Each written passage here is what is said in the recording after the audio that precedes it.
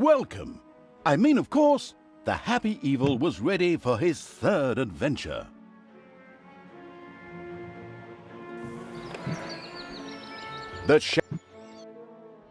A long, long time ago, the Absolute Evil had, in the famous predecessor to this game, subjugated the known world and defeated good. Now, in a world full of blackness and despair, it spent its days sipping cocktails from the skulls of its enemies and forging new plans over a grilled unicorn kebab. Unfortunately, there wasn't much left to forge.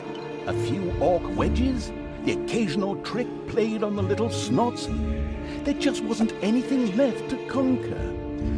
As the weeks and months passed, the Absolute Evil grew ever more reticent and seclusive. From time to time, one could hear a slight murmur from the depressed Evil's super-secret laboratory in the depths of the dungeon. Its creatures grew more worried with each passing day, and even started to miss its ingenious evil tricks. It was a somewhat confusing time for them. No beatings, no torture, and no being sent to a senseless death. On the other hand, it was a rather nice change. Eons passed, and the unicorn supply dwindled until suddenly, one wonderful day, the evil genius Evil joyfully burst from its super-secret laboratory. It finally had a new goal. An unknown continent, as often found in sequels, lay to the east, sheltered from the wicked Evil by naught but a puny little ocean. It immediately had a fleet built. This was so powerful that it covered the horizon from north to south and was manned by the best and most powerful creatures at the devious Evil's command. The fleet set sail for the crossing to this new continent, left the harbor, and sank. Yet that mattered naught to the couldn't give a hoot about its minions Evil. It instructed its goblins and little snots to design an even more powerful fleet. These new ships were gigantic. Loaded with devious Evil's second-best creatures, the fleet set out. And that sank as well. The annoyed Evil saved his relentless anger towards the shipbuilders for later. Obviously, it would have to take care of the matter itself. With a sigh, it cast a spell and created a shadow of itself, a creature of absolute darkness and evilness. This shadow flew across the water towards the air. There, it would find a vessel, a corruptible being that would subjugate this land in the name of evil, and the shadow had the perfect target in mind.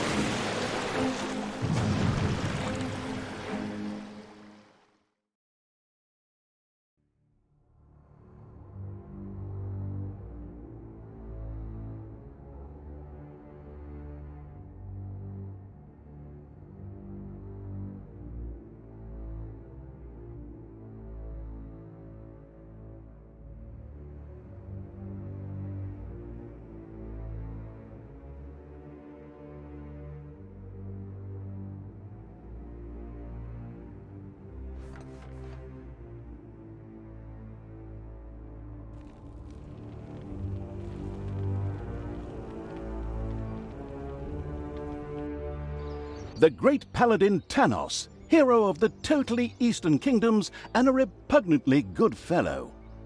He was visiting the fatiguing library in Tristram with his comrades to see his foster daughter Talia. Well now, Talia, tell me about your studies. Are you making progress with the writings of the ancient sages? Yes, dear father, I have thoroughly digested it and have come a step closer to the good. The desire within me to do evil is defeated. Really? Excellent! I am proud of you, my child. Continue to concentrate on your studies. I must go to Stormbreeze to clear up a few matters. I'll be back soon. In the meantime, my loyal friend Grimly will protect the country. Should anything trouble you, you can turn to him. Isn't that right, Grimly? Aye, of course, Janos. I'll keep an eye on the damned elf. Your daughter. You can count on me. Then I'll see you soon, my friends. May the goddess watch over you, and the light burn eternally. Bon voyage, dear father. I'll make you so proud of me. Who does good is good. Yuck. Disgusting phrases like that always leave such a nasty taste in my mouth.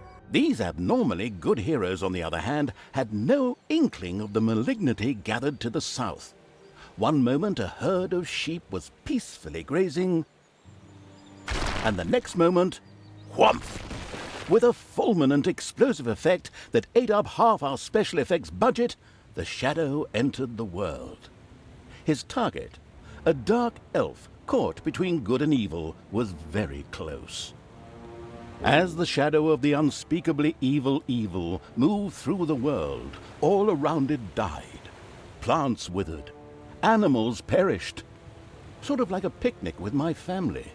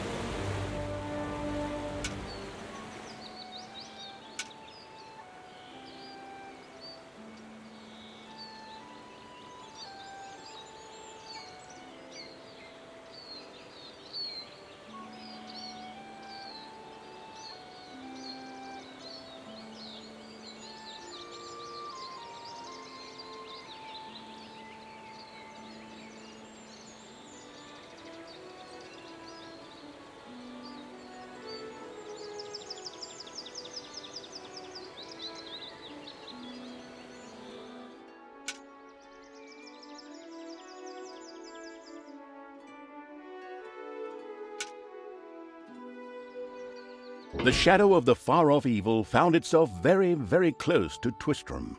It could practically feel its target's presence. Take these lanterns, men, and let the light of the goddess shine, for the night is dark and full of terrors, and there's a pile of horse poo around here somewhere.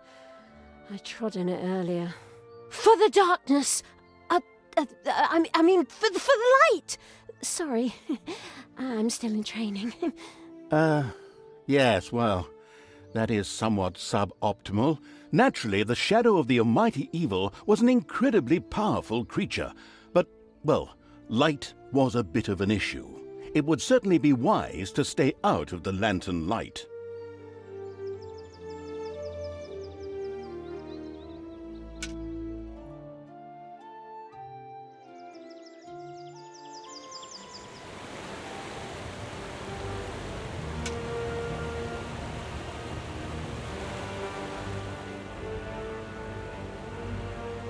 Lanterns! Lanterns everywhere! Lanterns! You'd think some nutcase hung them all over the place just to be irritating.